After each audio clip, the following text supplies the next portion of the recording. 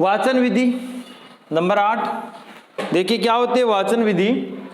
इसका प्रारंभ 20वीं सदी के आरंभ में अमेरिका में इस विधि का प्रारंभ हुआ। डायरेक्ट पूछ ले कि वाचन विधि का प्रारंभ कहाँ हुआ था, तो आप बताएंगे अमेरिका में। और कौन सी सदी के प्रारंभ में? 20वीं सदी के आरंभ में वाचन विधि का विकास किस देश में हुआ था, तो आप बताएंगे अमेरिका में हुआ था। किस देश में हुआ था? अमेरिका में। आगे देखो, वाचन को पठन भी कहते हैं। वाचन यानी कि बोलना और वाचन ही पढ़ना का काम करता है, तो वाचन को क्या कहते हैं? पठन भी कहते हैं। पूर्व श्रुत ध्वनि प्रतीकों को देखकर ध्वन्यात्मक रूप देना ही क्या कहलाता है? वाचन कहलाता है। पूर्व श्रुत क्या होता है? पहले सुने हुए। पूर्व श्रुत ध्वनि प्रतीकों, जो आपने पहले सुन ली है, जो ध्वनि आपने सुन ली और उनके जो प्रतीक हैं उनको देखकर, जैसे आपने आम शब्द सुन लिया और आम वो आपने देख भी लिया, भाई ऐसे मैंगो लिखा जाता है, उनको देखकर ध्वन्यात्मक रूप देना। उनको देखकर सुन लिया पहले, जैसे टीचर ने बताया भाई MANGO मैंगो, ठीक है, अब वो उसने देख लिया ऐसे मैंगो लिखा जाता है, फिर बच्चा उसको बोलेगा मैंगो। पूर्व श्रुत ध्वनि प्रतीकों को देखकर ध्वन्यात्मक रूप देना ही क्या कहलाता है? वाचन कहलाता है। और वाचन का अर्थ केवल पढ़ना नहीं, अपितु उसमें मुद्रित अंशों को देखकर अर्थ ग्रहण करने का भाव भी निहित होता है। यहाँ वाचन से मतलब केवल आप पढ़ने से ही नहीं ले, बच्चा उन्हें पढ़ता भी है और देखकर अर्थ ग्रहण करने का भाव भी निहित होता है, यानी कि उसको देखकर उसका अर्थ भी ग्रहण करता है। जैसे आपने मैंगो दिखा दिया तो उसमें उसकी विशेषता भी बताई जाएगी, उसका अर्थ क्या होता है, किस प्रकार से उसकी क्या क्या क्वालिटी, वो चीजें भी उसको वहां पर अध्ययन करवाई जाएगी। तो वाचन का अर्थ केवल पढ़ना नहीं होता, अपितु उसमें मुद्रित अंशों को देखकर अर्थ ग्रहण करने का भाव भी उसमें निहित होता है। वाचन के मुख्यतः कितने भेद होते हैं? वाचन के कितने भेद होते हैं? 2 भेद होते हैं। कौन कौन से? एक होता है सस्वर वाचन और एक होता है मौन वाचन। सभी जानते हैं इसको, बोल बोल कर जो पढ़ते हैं वो तो सस्वर वाचन होता है। और मौन वाचन जो बिल्कुल चुपचाप बिना होठ हिलाएं, होठ भी नहीं हिलाते इसमें, उसे कहते हैं हम मौन वाचन।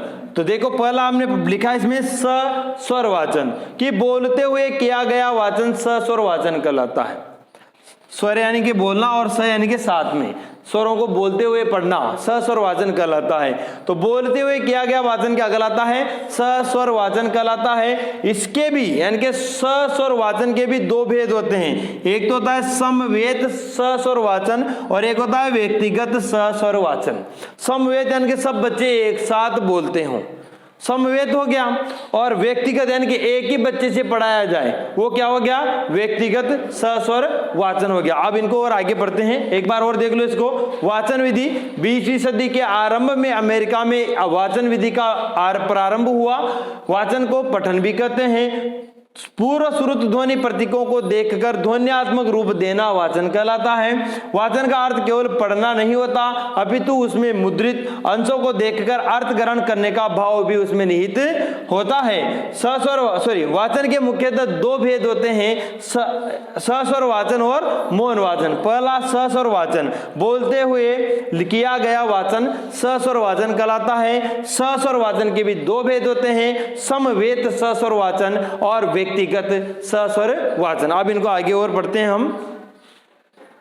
वाचन विधि में आगे देखिए आप, हमने देखा कि इसके 2 भेद होते हैं वाचन के। कौन से वाचन के? सस्वर वाचन के।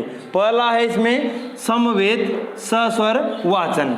क्या होता है कि छोटी कक्षाओं के लिए उपयुक्त इस वाचन में छात्रगण एक साथ सस्वर वाचन करते हैं, यानी कि सारे बच्चे एक साथ बोलते हैं, सारे बच्चे एक साथ पढ़ते हैं, उसे क्या कहेंगे? समवेत। समवेत मतलब आप याद रखो समूह में एक साथ समवेत सस्वर वाचन कहते हैं। इस वाचन के माध्यम से बालकों के संकोच को दूर कर उनमें मौखिक अभिव्यक्ति दक्षता का विकास किया जा सकता है।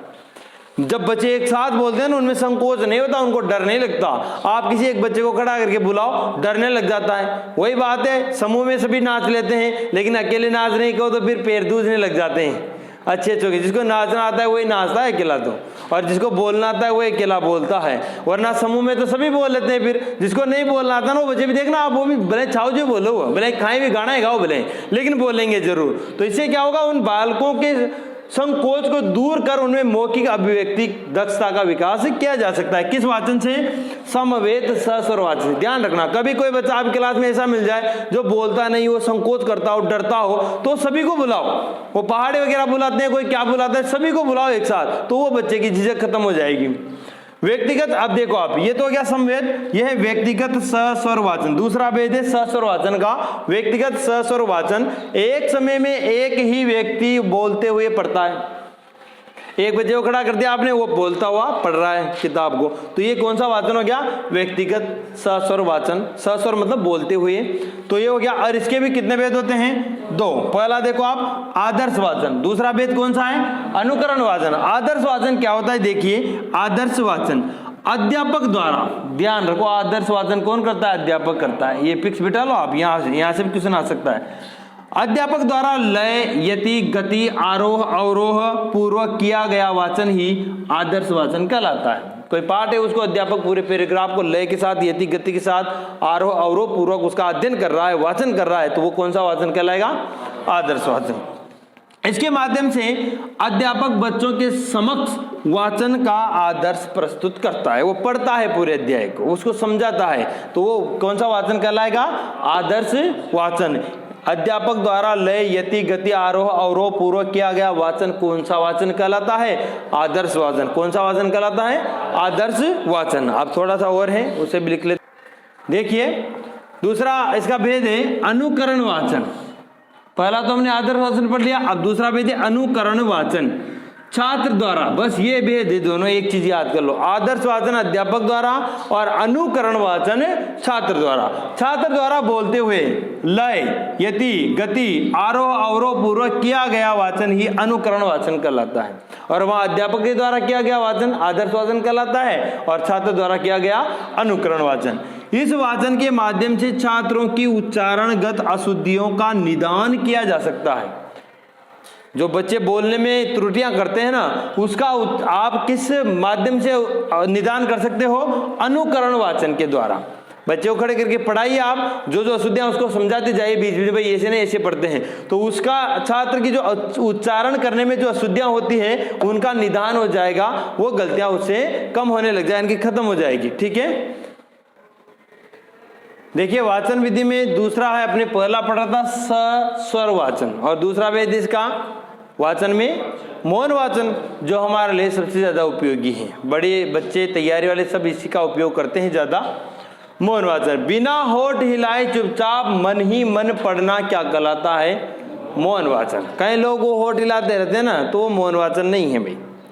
जब आप कक्षा में पढ़ाएं, बड़ी कक्षा में जैसे 5वीं के बाद 6ठी, 7वीं, 8वीं, और मौन वाचन कराएं, तो इसमें आप ये पूरा विशेष ध्यान रखें कि कोई बच्चा होठ भी नहीं हिलाना चाहिए, बिल्कुल आवाज नहीं आनी चाहिए, तब मौन वाचन होता है।